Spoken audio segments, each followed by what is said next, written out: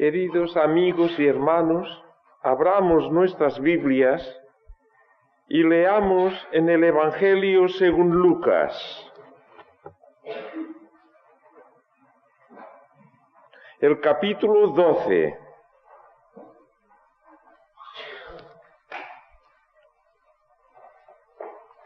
Y empezando en el versículo 54. 12 de Lucas, versículo 54.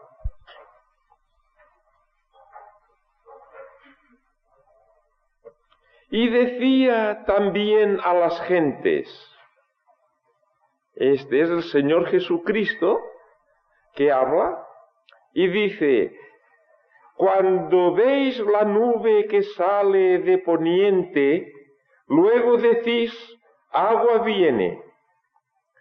Y es así.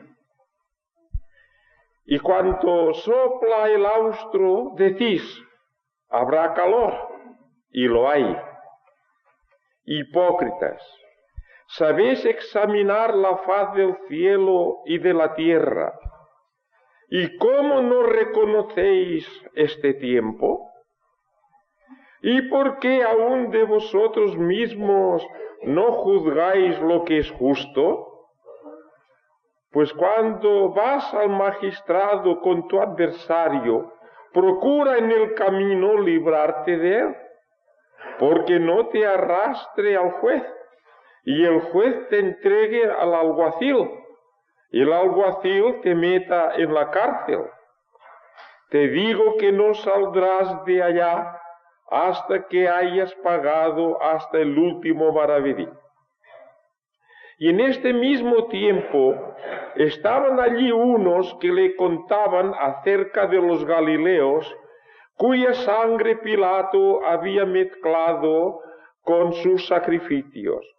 Y respondiendo Jesús les dijo, ¿pensáis que estos Galileos, porque han padecido tales cosas, hayan sido más pecadores que todos los Galileos? No os digo, antes si no os arrepintiereis, todos pereceréis igualmente. O aquellos 18 sobre los cuales cayó la torre en Siloé y los mató, ¿pensáis que ellos fueron más deudores que todos los hombres que habitan en Jerusalén? No os digo, antes si no os arrepintiereis, todos pereceréis asimismo. Y dijo esta parábola, tenía uno una higuera plantada en su viña, y vino a buscar fruto en ella, y no lo halló. Y dijo al viñero, he aquí 3 años ha que vengo a buscar fruto en esta higuera, y no lo hallo. Córtala, ¿por qué ocupará aún la tierra? Él entonces respondiendo le dijo, Señor, déjala aún este año, hasta que la excave y estercole, y si hiciere fruto, bien, y si no, la cortarás después. Hasta aquí la lectura de la palabra del Señor. Que Dios la bendiga en nuestros corazones. Pues quisiera basar mi mensaje sobre el pasaje que ya habéis escuchado. Me parece posible que en algún año anterior hubiera hablado del mismo pasaje, no sé. Pero me parece a mí que la Iglesia y los siervos de Dios tenemos la obligación de hablar a los hombres y mujeres sobre el significado de las catástrofes de nuestro tiempo. Y para esto no hallo mejor pasaje que este, que precisamente subraya el sentido espiritual de la edad por la cual pasamos. Es una serie de pequeños incidentes, pero si miramos bien estos incidentes, vemos que se enlazan entre sí precisamente por esta nota de aviso de parte del Señor Jesucristo a las gentes de su tiempo pero a través de ellos a todos nosotros a través de los siglos, que Él se dirigía, como sabéis, a los judíos de Palestina y estaba acercándose al final de su ministerio. Durante bastante tiempo había hecho sus maravillosas obras delante de ellos, probando su carácter de Hijo de Dios y Mesías, presentándose de varias formas a su pueblo, con modestia, con gracia, con sabiduría, pero con sublime autoridad se presentaba. ¿Qué habían de hacer con él? En muy poco tiempo había de subir a Jerusalén, y en Jerusalén otra vez se había de presentar en lo que se llama la entrada triunfal en Jerusalén.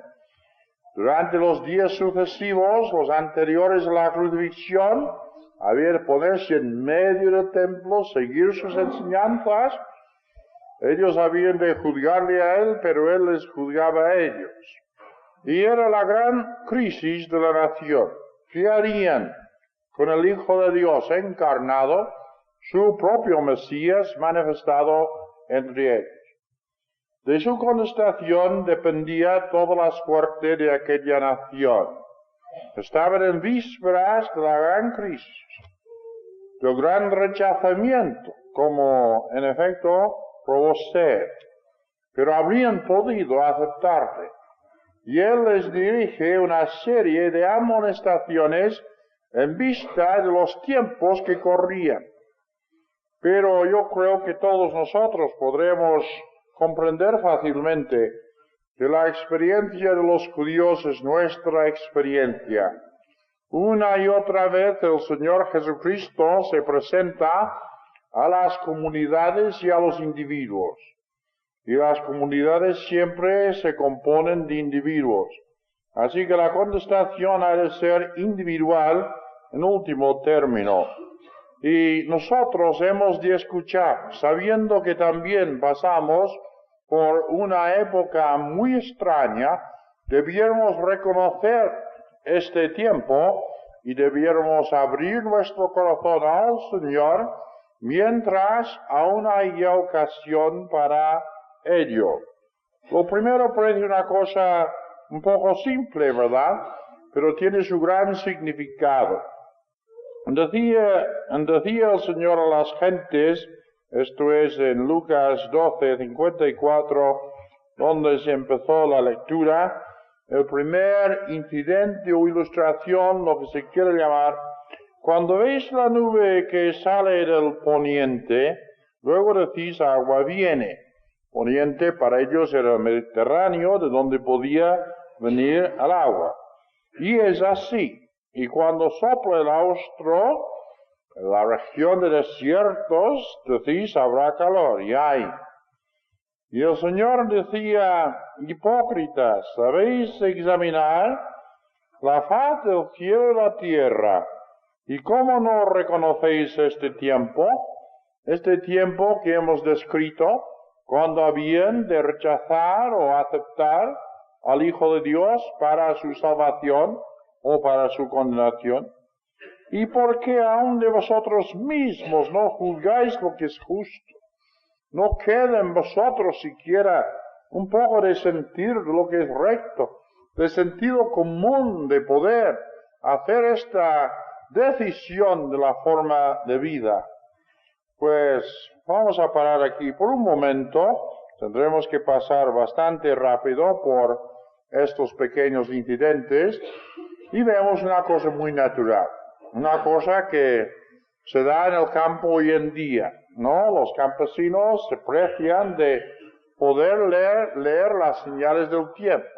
Sí, que el sol se puso de tal y tal forma con color y las nubes se presentan así, el viento sopla de cuál cuadrante, pues va a haber este tiempo y el otro tiempo. Ahora, claro, nos dan los boletines meteorológicos que, bueno, aciertan más de lo que cree la gente. Pero de todas formas, es la misma cosa. Es aprovechar la experiencia y ahora los datos de muchas partes del mundo para poder decir, pues el tiempo probable es este o el otro. Y es maravilloso. En nuestro tiempo parece poca cosa comparado con otras muchas cosas que han hecho los hombres por sus investigaciones y sus observaciones. Pero yo creo que esto solamente subraya la trascendencia de la pregunta del Señor Jesucristo. ¿Sabéis distinguir estas cosas materiales? Y diría hoy, ¿sabéis construir hasta bombas nucleares? ¿Sabéis sacar máquinas, ingenios cada vez más maravillosos? Pero, ¿cómo es que no sabéis reconocer este tiempo? Otro tiempo, un tiempo espiritual, un tiempo de decisión que afectaba el alma. Lo otro lo sabían hacer, pero saber que el Señor estaba delante de ellos, que se manifestaba en él plenamente las señales de su divina misión, de la cual dependía su salvación, y no saber reconocerlo. ¡Qué locura! ¿Cómo es que aún entre vosotros mismos, de vuestro sentido común, no hay algo que os diga que este tiempo es importantísimo, tiempo de decisión? Y si esto fue así en el tiempo del Señor, yo creo que, claro, no digo que nuestro tiempo sea más importante, porque precisamente la presencia del Dios hombre en la tierra señaló lo máximo de la revelación de Dios a los hombres. No se puede pasar de allí. Y rechazar a Dios hecho hombre es el rechazamiento máximo, ¿verdad? Y no percibir lo que era el Hijo de Dios era el pecado máximo.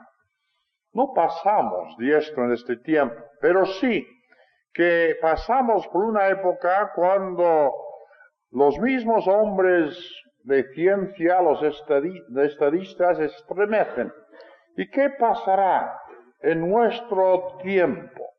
Y nosotros creemos que como entonces se acercaban los judíos a un tiempo de crisis, ahora todo el mundo se acerca a un momento de crisis, cuando Dios en Cristo ha de intervenir otra vez en los asuntos de este mundo. Y multiplican las señales en este sentido.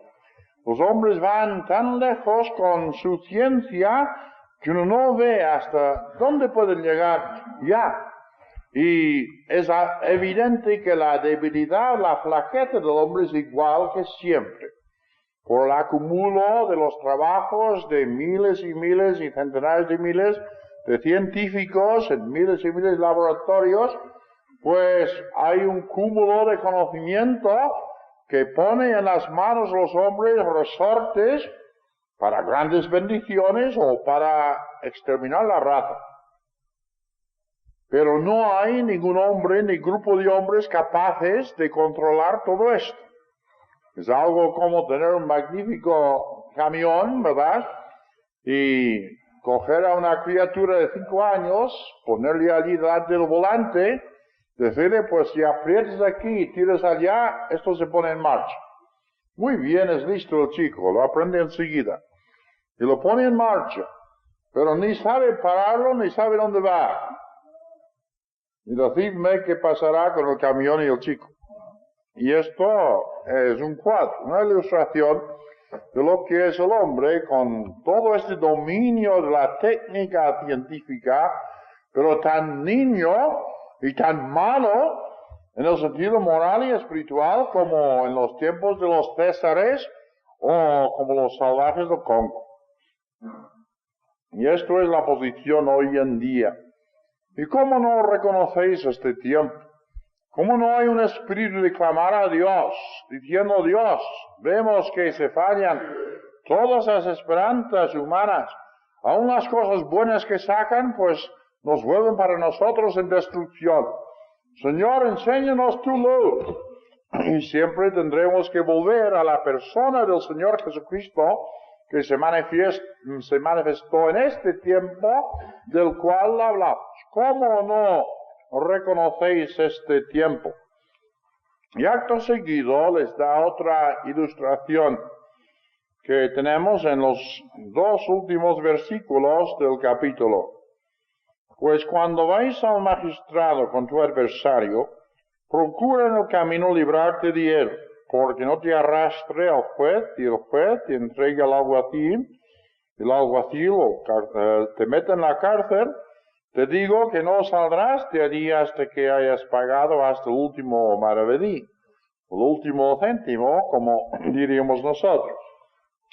Para entender esta pequeña ilustración, tenemos que saber las costumbres jurídicas de los orientales.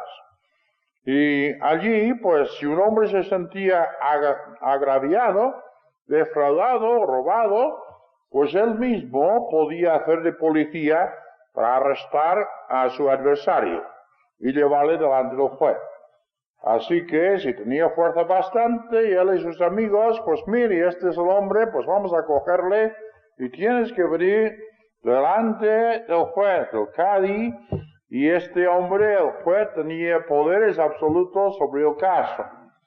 Y en este caso se ve que el adversario tenía razón, y el hombre que él arrastraba no tenía razón. Indefectiblemente, al llegar delante del juez, pues sería condenado, y según las costumbres, metido en la cárcel, y allí con malos tratos y tal, hasta que por sus amigos o por lo que fuera, buscar el dinero hasta el último céntimo. Pues esto es el cuadro. Y vemos que el hombre defraudado tiene al defraudador en la mano, la agarra muy fuerte, puede con él, y van pasando por las calles, y allí a unos metros ya se asoma la casa del juez. ¿Y qué va a pasar? Porque en unos momentos se pierde la última oportunidad de arreglar el asunto. Y una vez delante del juez ya se acabó, viene el castigo y todas las consecuencias. Así que dice, reconcíliate pronto con tu adversario. Aprovecha los últimos momentos que quedan, porque viene el juicio. Así aplicó el Señor esto a esta generación. ¿No veis este tiempo? ¿No veis que es exactamente como el momento en que el engañador, el ladrón, está casi a las puertas del juzgado, en las manos de alguien más fuerte que él, y en unos momentos más se acabó su libertad, su posibilidad de reconciliarse, y será condenado y será encarcelado? Pero aprovecha de hombre, habla al adversario. Dice, pues vamos a hacer un arreglo. Devolveré la deuda con otro tanto para que esté en paz contigo. Pues vamos a hacer el arreglo. Vamos a hacer la reconciliación mientras haya tiempo. Y esto era la voz de Cristo a aquella nación judaica. Van pasando los días. En pocos meses o semanas se habrá cerrado la puerta. Y vendrá el juicio de Dios. Nación pecadora, reconcíliate con Dios, arrepiéntete, clama a Dios, mientras existe todavía algún tiempo de oportunidad para que clames y seas salvo. Parece ser que el Señor mantuvo abierta la puerta a su pueblo amado hasta lo último. Y murió diciendo, Padre, perdona a los que no saben lo que hacen. Esto es el Espíritu del Señor. Pero el hecho, aquella nación en su gran mayoría, pues no hizo caso. Y efectivamente llegó el momento de juicio. Se juzgaron a ellos mismos cuando clavaron a su Mesías y Salvador en la cruz, rechazándole.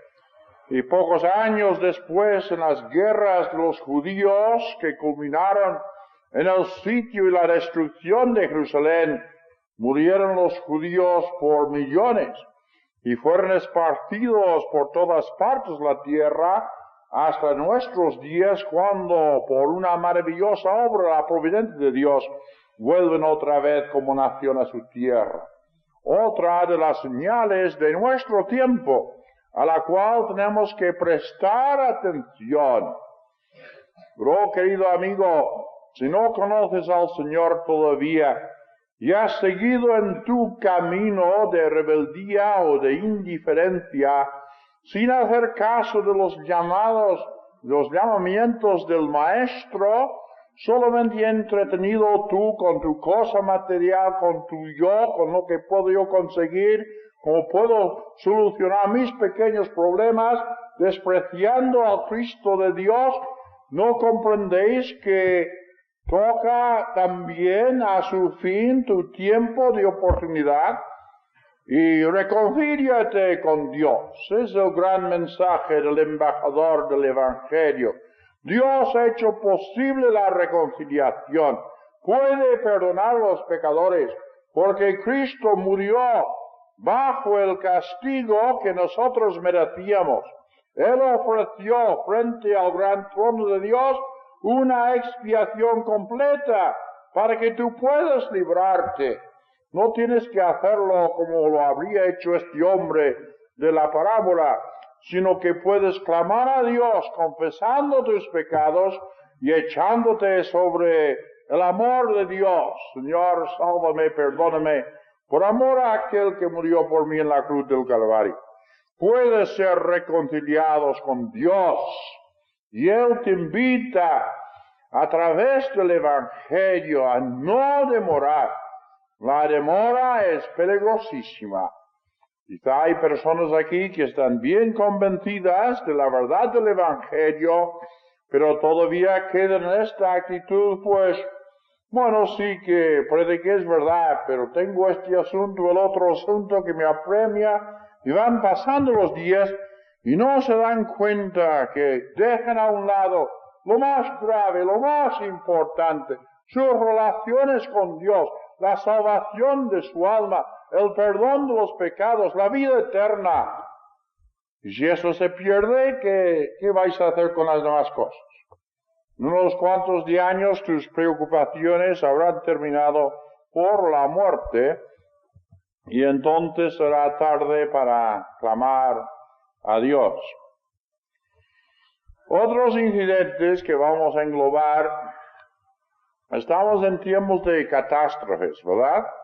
Yo reconozco, ¿verdad?, que leemos más de catástrofes en nuestros días porque estamos en días de abundantes informaciones, que enseguida nos telegrafían cosas de la China, del Japón y de todas partes del mundo, de Chile, y aparecen el día siguiente en las páginas de nuestros periódicos. Así que nos enteramos de muchas más cosas que antes. Y esto explica, en parte, el hecho de que abundan en nuestra noticia tantas catástrofes, sean de terremotos y de inundaciones y de tormentas y tal. Además de graves accidentes en todas partes que surgen de nuestros maravillosos medios de comunicación.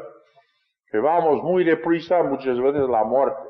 Ahora en las carreteras de Madrid, en las calles de Madrid, las carreteras de España.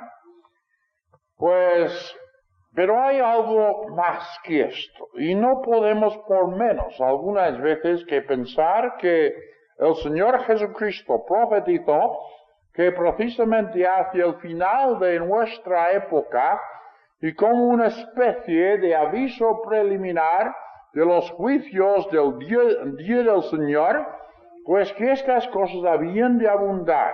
Rumores de guerras, grandes destrucciones, y terremotos y hambres y estas cosas. Pues precisamente vemos esto delante de nuestros ojos.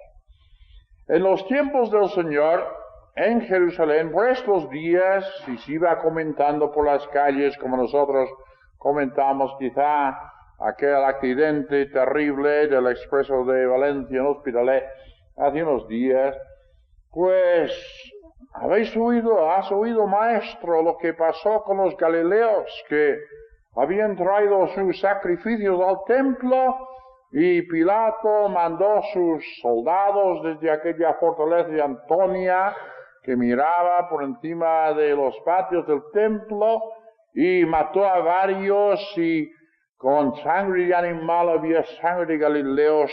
¡Qué tragedia! ¿Cómo quedaría la gente impresionada por esa tragedia? Y por el mismo tiempo, pues varios hombres se habían sentado tranquilamente debajo de una torre en Siloé, tomando el sol y charlando, y de pronto se desploma la torre encima de ellos y 18 hombres pierden la vida. Claro, los números no son muy grandes para nosotros, ¿verdad? Porque ya pensamos en los centenares y los miles que mueren y apenas quedamos impresionados. Pero el tipo de catástrofe es igual. Cosas que no se explican. Cosas por la malicia de los hombres, por un accidente natural, y algunas almas pasan en un momento a la eternidad. Y los judíos tenían una idea y no lo habían sacado bien del Antiguo Testamento. Fue por una mala interpretación del Antiguo Testamento, pero tenían la idea que estas catástrofes suponían un castigo especial frente a un pecado especial. Así que el Señor tenía que decir, ¿pensáis vosotros que estos hombres que así murieron eran pecadores más que todos los galileos o más que todos los moradores de Jerusalén, que hubiesen encontrado la muerte violenta en un momento de forma trágica? Pero dice, no os digo, no es esta la lección que hay que sacar, sino que si no os arrepintierais, todos pereceréis igualmente. Yo creo que se sigue el argumento bien, ¿verdad? Él dice, no es un castigo especial. Esos hombres eran igual que los demás que todavía andan por las calles. Los galileos eran iguales que los otros adoradores que acudían al templo y salían sanos y salvos. No es que fuesen ellos más pecadores, sino que cada catástrofe de estas muestra que el castigo de Dios se acerca y que todos nosotros debiéramos ponernos en actitud delante de Dios para clamar pidiendo misericordia y perdón. Debiéramos llegar al arrepentimiento. La raíz, en efecto, dice el Señor, es en el pecado en su totalidad. Y tal como es este hombre, aquí soy yo y así es el otro. Nosotros muchas veces criticamos a los hombres. Hoy en estos días lo que hacen, la falta de formalidad, los engaños, las mentiras, y lo que me dijo, lo que me ha hecho, y tantas cosas, y llenamos nuestras conversaciones con críticas de otras personas. Pero si tenemos un poco de imparcialidad y un poco de sensatez, tenemos que saber que esas manifestaciones son manifestaciones de raíces del mal que están en todos los hombres y en nosotros también. Otros verán otras cosas en nosotros que también criticarán. Pero la raíz de todas estas cosas en nosotros y en otros es la raíz del pecado, que nos pone a mal con Dios. Esto es lo más grave de este asunto. Así que dice el Señor, no penséis que este es pecador más que el otro, o el mal que he hecho a mí, sino pensemos que toda manifestación de maldad en los hombres es solamente un reflejo de lo que hay en mi corazón. Es cierto. No hay mal que venga, no hay manifestación de mal que no tenga su germen en todos los corazones de los hombres caídos. Es un pensamiento un poco tremendo, ¿verdad? Pero es cierto. Hombres que han llevado vidas ejemplares en ciertas circunstancias y se han estimado por modelos, en otras circunstancias se han portado, no debemos decir como las bestias, porque las bestias solamente obedecen sus instintos como animales, sino como demonios. ¿Comprendéis? Y nadie lo sabía hasta que estuviese en esta prueba. Y no hemos de engañarnos. Allí está la depravación total del hombre. que no hay ninguna obra buena que nosotros podemos ofrecer a Dios que no lleve la mancha del pecado. Que no hay un pecado en todo el mundo conocido, en toda la historia, las tremendas que ha habido, que no tenga algo que corresponda en mi ser. Esto es la cosa. No es unos cuantos, sino todos, si no nos hemos reconciliado con Dios. Y lo que llevó el Salvador sobre sí en la cruz del Calvario es el pecado de todos vosotros. Él es la propiciación por vuestros pecados y por los pecados de todos los hombres. Quiere decir que ofreció una satisfacción completa en cuanto a todo ello delante de Dios, para que los hombres de verdad pudiesen clamar, pedir la misericordia de Dios y ser salvos. Lo único que impide a nosotros, si reconocemos nuestro estado, lo único que impide que nosotros seamos salvos es nuestra perversa voluntad, la falta de la sumisión. No queremos doblegar la rodilla delante de Dios. Queremos mantenernos enhiestos haciendo nuestras condiciones. Señor, yo seré religioso y haré penitencias, haré estas obras y soy tan bueno por esta parte, la otra parte. Señor, tienes que hacer trato conmigo. Y el Señor no hará trato contigo, de ninguna especie. El Señor no hará ningún trato contigo, pero te dará la vida eterna, pero a condición que sin reserva confieses lo que eres en su presencia y recibas como un don gratuito el perdón de Dios. Cuando oímos estas cosas, ya no decimos que son más pecadores que otros. Quizás decimos, pobrecitos que han hecho para que merezcan aquello. Pero de todas formas, el mensaje, la lección que surge de esos incidentes es igual. Que el mundo de los hombres es como una máquina que podría funcionar bien, pero funciona mal a causa del pecado.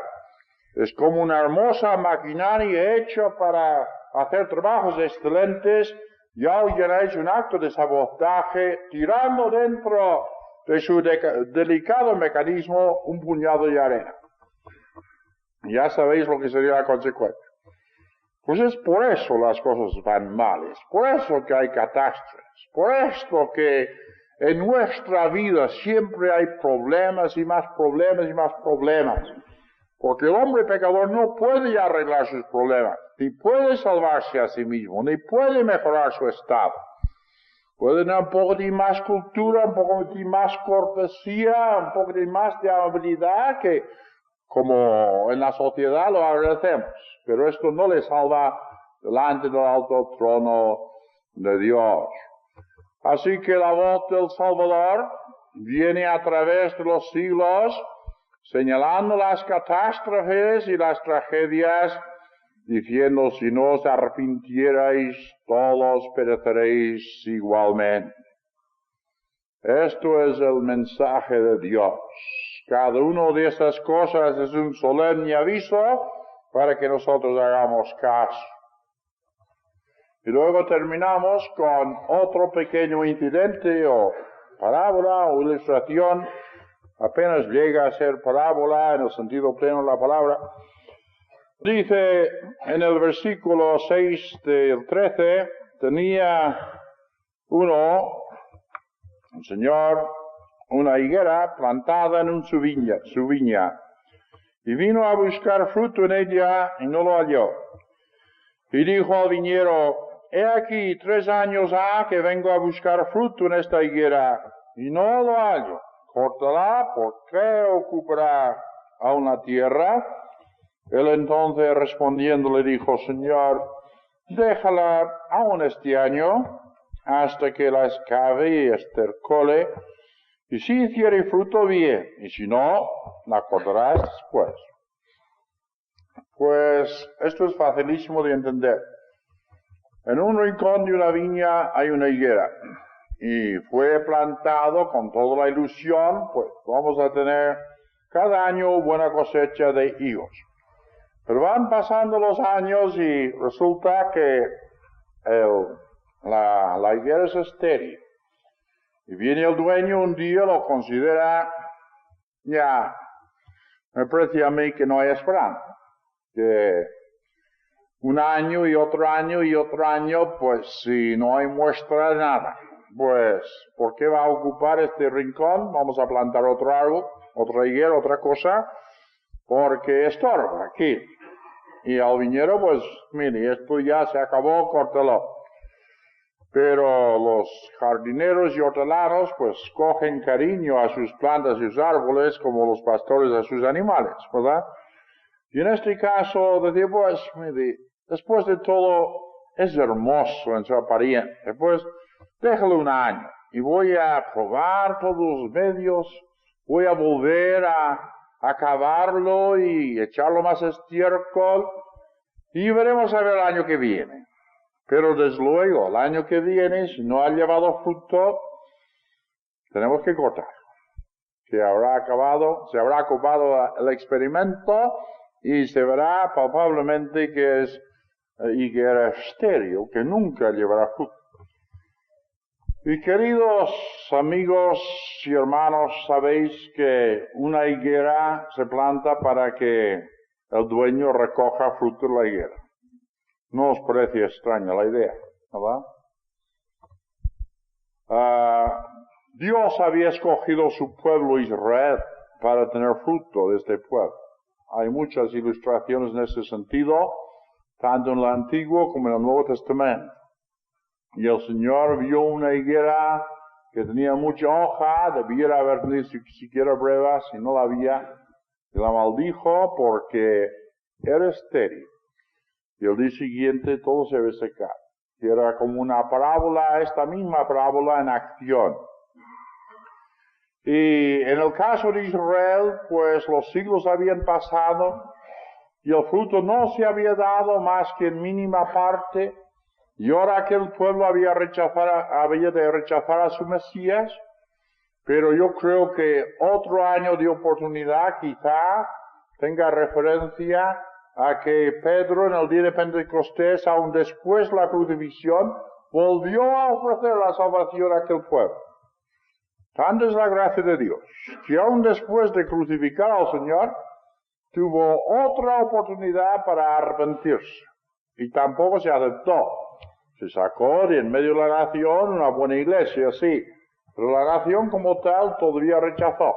Y la higuera fue cortada, como ya hemos mencionado, por los juicios, las guerras, los judíos y la destrucción de Jerusalén. Pues históricamente se aplica a la nación de Israel. Pero voy a deciros otra cosa. Una higuera se planta, se cuida para que lleve fruto. Y si Dios crea esa cosa tan maravillosa que es la personalidad humana, la tuya, la mía, la del otro, es para que le rinda fruto. Hay un artículo de cierto credo que dice que el fin principal de la vida del hombre es glorificar a Dios. Hay muchos que lo niegan.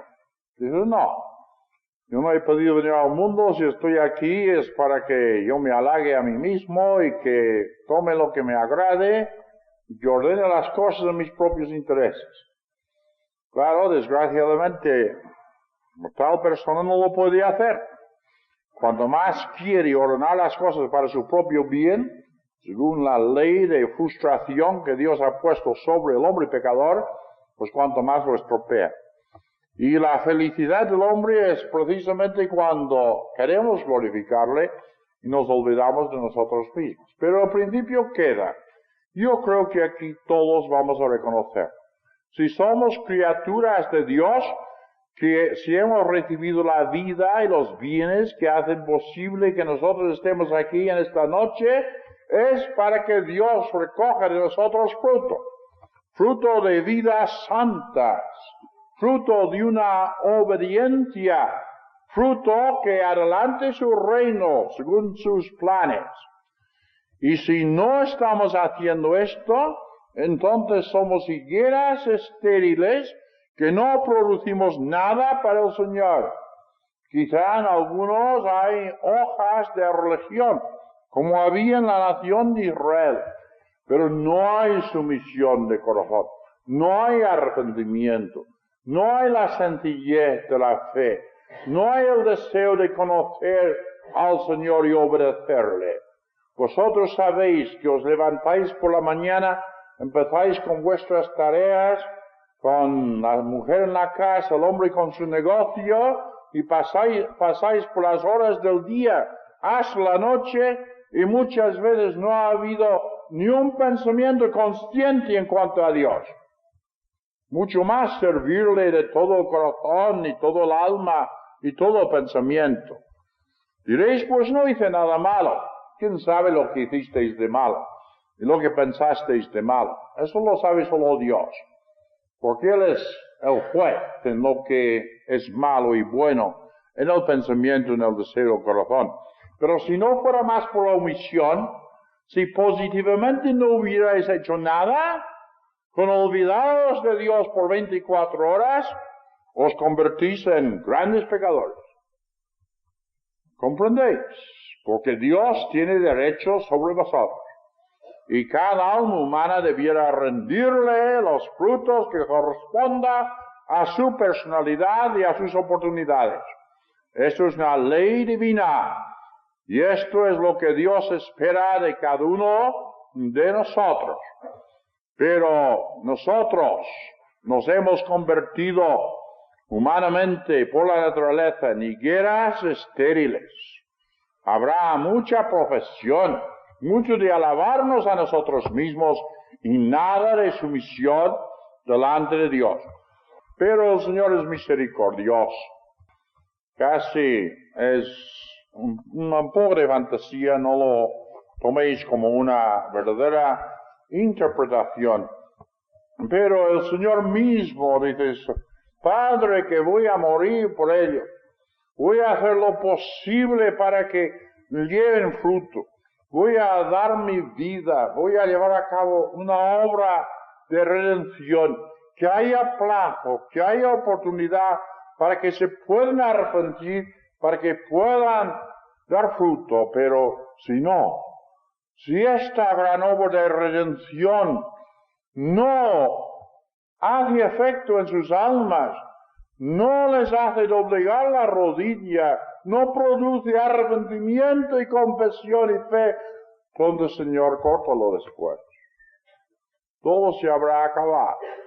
Se habrá terminado lo posible de la manifestación de la gracia de Dios para la salvación del hombre. Y el Señor te mira, y como el viñero apreció la hermosura de la higuera, dice hoy, lo que podría ser esta vida consagrada a mí, lo que podría ser esta personalidad inspirada por el Santo Espíritu, lo que podría ser esta vida como vida cristiana. Pero he venido tantos años buscándote, ordenando tus providencias, dándote la gran oportunidad de escuchar la clara predicación del Evangelio, y hasta ahora no ha habido nada, no había respuesta. Habéis seguido con vuestros materialismos y egoísmos sin hacerme caso. Y otra vez en esta tarde dice, oh, mirad la obra que he hecho a vuestro favor. Mirad la cruz del Calvario donde yo morí por ti. Mirad la gloria de la resurrección que muestra que vencí la muerte para darte a ti la vida. Y ven, sométete, arrepiéntete. El tiempo pasa, la hora del juicio se acerca. Estamos casi en los últimos momentos para poder reconciliarte con Dios. Pero escucha ahora, escucha la voz del Salvador y clama diciendo, Señor, sálvame a mí, Señor. yo soy el pecador por quien tú moriste. Y entonces ya hay en tu corazón este clamor, sálvame, el Señor te salvará. Dice Cristo, el que cree en mí tiene vida eterna. Venid a mí todos los que estáis trabajados y cargados, que yo os haré descansar. Te espera, pero tu responsabilidad es decir, Señor, nada más te demora. En esta misma noche vuelvo a ti. Que el coro va a cantar, pero no os olvidéis del mensaje. Yo, querido amigo o amiga que estáis aquí en esta noche, sabed que venimos aquí no solamente para anunciaros el Evangelio de la gracia de Dios y daros solemne aviso sobre los juicios de Dios, sino venimos como vuestros amigos y siervos por amor de Cristo. Y si después de esta reunión hay alguien aquí que quisiera acercarse a nosotros, lo importante es acercarse al Señor, pero tener ayuda para acercarse al Señor y expresar su deseo de ser salvo o salva. Tened en cuenta que estamos aquí a vuestra disposición. Yo no voy a correr de delante de la tarima y de por aquí hasta que hayáis tenido abundante oportunidad de venir aquí para hablarme. Y quiero que digas en tu corazón, no voy a salir de esta capilla hasta que sepa que yo tenga la vida eterna.